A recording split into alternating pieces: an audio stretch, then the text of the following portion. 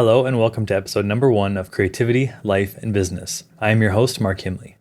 This podcast is something that I've wanted to do for a long time now. However, I kept waiting for the right time, or rather the perfect time to start. I kept waiting until life would be less busy, but truthfully it never is. At some point I just realized there really is no perfect time. You're never truly ready to do anything. What I realized is I just need to get started, and so that's what I'm doing now. If you're like me, you probably want to know a little bit more about who you're listening to. I always love hearing more about the origin story of podcasters I listen to and why they made a podcast, their background, etc. So in this first episode, I'm going to tell you a little bit more about my story and who I am. And I've scripted this out so that I can, highlight the pivotal moments in my life that are relevant to this podcast and the theme of the podcast. And also so I don't get sidetracked and go down a ton of rabbit holes. Before I get into that though, I just want to answer the question, why make a podcast? In case you haven't listened to the trailer of this podcast yet, I spent the last 8 years building a career for myself as a music producer, composer, and more recently a sound designer. Over the last few years, like many people, I've been on tons and tons of Zoom calls, whether that be with friends, potential collaborators and clients, groups of people that I'm either talking to or presenting to, and so on. So many times I end up leaving those calls with my cup filled and often have the thought of, man, that would have been a really, really great podcast episode. And many times at the end of a Zoom call, someone will say something along the lines of, you should start a podcast. While I have wanted to start a podcast for a while, I didn't really want to make a podcast that was just about music. I listened to tons of podcasts and really love them, and I've always thought about starting one, but I really just did not want to confine myself to a single topic.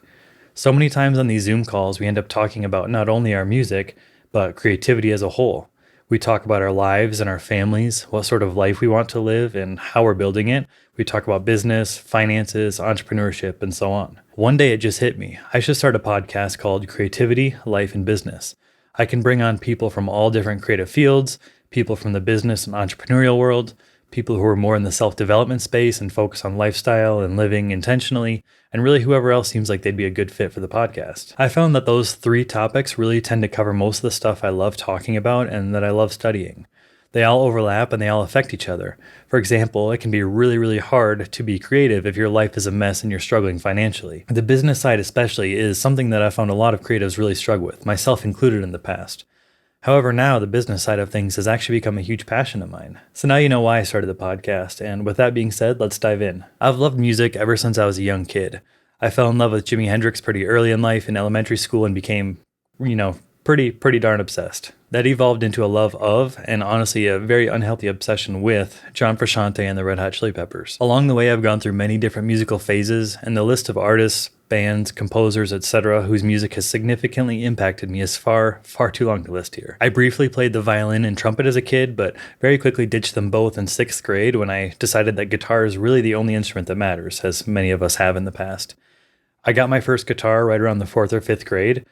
This was right around the time that School of Rock came out, right around 2003. I remember thinking, how cool Jack Black was, and I'd run around my house like a madman, playing guitar with my mini amp strapped over my shoulder, kind of acting like I actually knew what I was doing, but obviously I didn't, just really wanting to be like Jack Black in that movie. Growing up, I wanted to be in a touring band and had the dream of being a rock star. I played in several local bands growing up, played the talent shows in high school, played at local events, and so on. I'm very grateful to have grown up in an era without smartphones and without social media, without YouTube. YouTube wasn't really much of a thing at the time, so I couldn't spend all my time watching tutorials like many of us do now. This allowed me to spend all my free time that I could just practicing guitar, experimenting, and making music in my bedroom without the constant noise and distraction. Because I wasn't constantly bombarded with the internet, I could really focus on what I liked and develop my own sound and style. I had the time and freedom to really dig in, experiment with sounds, and explore creativity within music. Fast forward a bit, and I ended up applying to go to music school. I was raised in the Midwest, where it's sort of an unspoken rule, or guideline if you will, that you have to go to college after high school, and if you don't, you'll end up doing nothing with your life. People treated college degrees like holy grails, so I figured if I have to go to college, then I'm going to go to music school. I really had no financial literacy, and I genuinely just thought that taking out student loans to go to college was the responsible thing to do. I mean, that's what everyone does, right? I attended the now-deceased McNally Smith College of Music and started in the fall of 2011 as a guitar performance major. Unfortunately, within my first year, that program totally killed my love for the guitar. It's not that the program was bad, I just had this false tunnel vision of what I wanted my life to look like.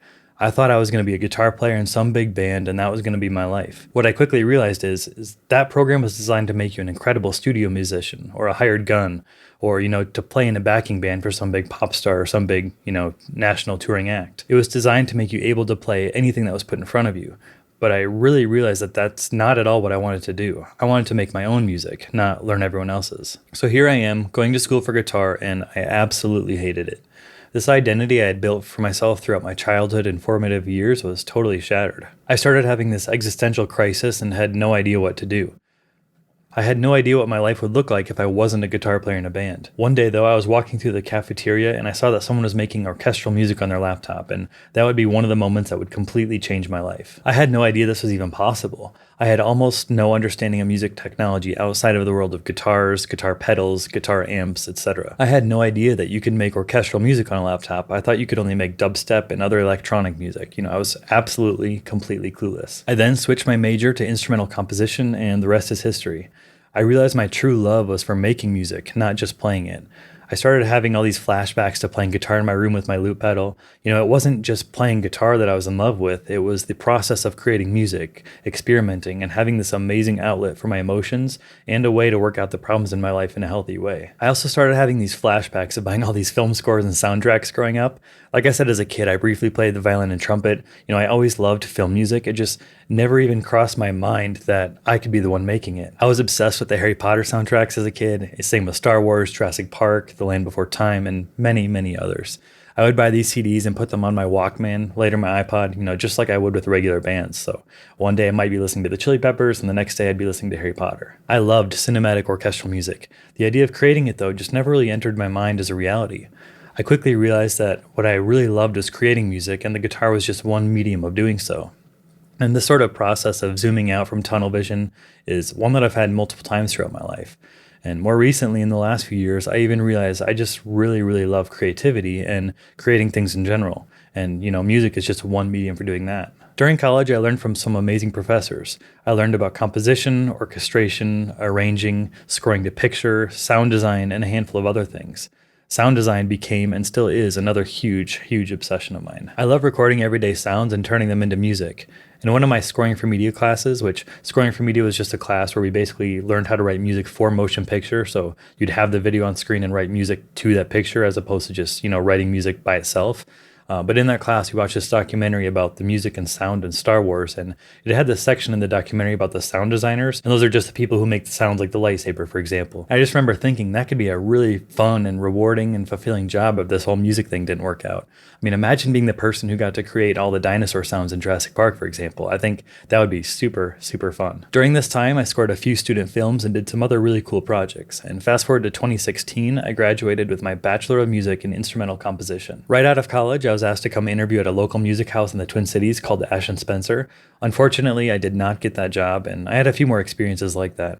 What I quickly learned is that while my compositional skills were very high, my production skills were incredibly low. I could write music at a very high level, but I couldn't make it sound professional and polished. That wasn't really something we spent a ton of time and learned in school, at least not in the composition program or the composition department. This is a whole episode in and of itself, but I very quickly learned that this huge 6-figure education I just got did not actually prepare me for the real world. Much of what we learned was already outdated. We did not learn how the modern composer actually works and what is actually required to be a successful working composer. Don't get me wrong, I did learn tons of valuable information, and like I said, I had some truly amazing professors. I want to stress that and be very clear. I'm eternally grateful for a handful of those professors, but it just truly is a broken system. There was a lot that we were taught that I'll probably never use and that, honestly, I've already forgotten. There's also a lot of stuff I think that we really should have learned, like how to run a business as a composer, but that's the kind of stuff that we never really touched on. The school set us up to be future academics or teachers, not working composers. People often ask me if going to music school is worth it, and honestly, for me, the answer is a very, very easy and obvious no. Would I go back and change history though?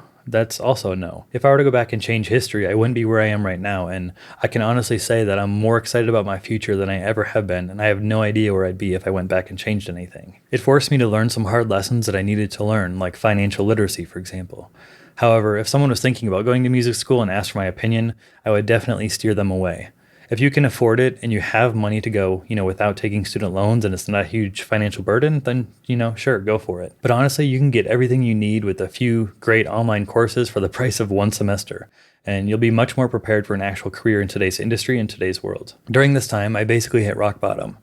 My best friend Evan had just passed away, I went through a big breakup, and I was now a graduate with no job prospects and had no idea how to make a living with my music. Even though that piece of paper said I was now a professional composer, I had no idea how to turn that into money. I had an insane amount of student loan debt. My monthly student loan payments were about to kick in at $2,600 a month. Yes, $2,600 per month for student loan payments, and no idea how to make that kind of money in my field.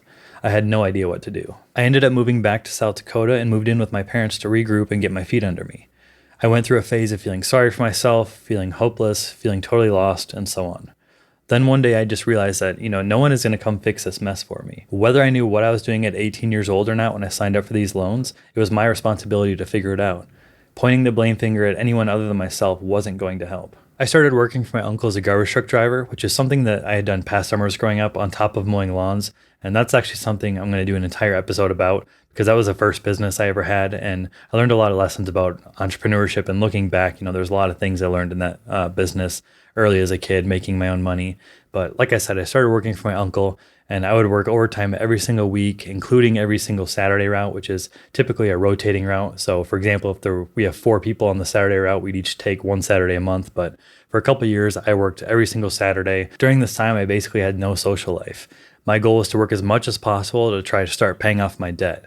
Outside of my day job, I would spend my evenings and weekends working on music. After not getting the Ashton Spencer job, along with a few other similar situations, I knew that I really needed to level up my production skills. Once I had stopped feeling sorry for myself and I was, really determined to turn my life around, I spent probably the first 6 months or so just extremely focused on learning more about music production.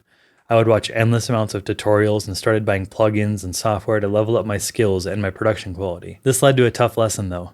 No amount of tutorials and endless YouTube rabbit holes would make me a better music producer. In order to level up, I actually had to put in the work and apply what I was learning. You learn far more from first-hand experience than you ever will from passively consuming education and tutorials. Somewhere in this period of time, I co-scored a short film with a very close friend and former roommate of mine, LaKenneth, who has since passed away. Our work on this short film was nominated for Best Original Score at the Los Angeles Film Awards in 2017. While we didn't win, it felt like a huge step in the right direction. However, I realized it was going to be very difficult for me to pursue a career as a film composer from South Dakota, and I needed to start making money as soon as possible. I realized music licensing was the best way for me to make money from my home studio and actually do what I went to school for. In 2017, I signed my first deal with the Music Library, which is just a company that signs music from independent artists, composers, etc., and then licenses that music to their clients. Within a few months, my music started showing up on big TV shows. Fast forward to today, I've got hundreds of tracks signed and my music has been licensed more than 1,000 times.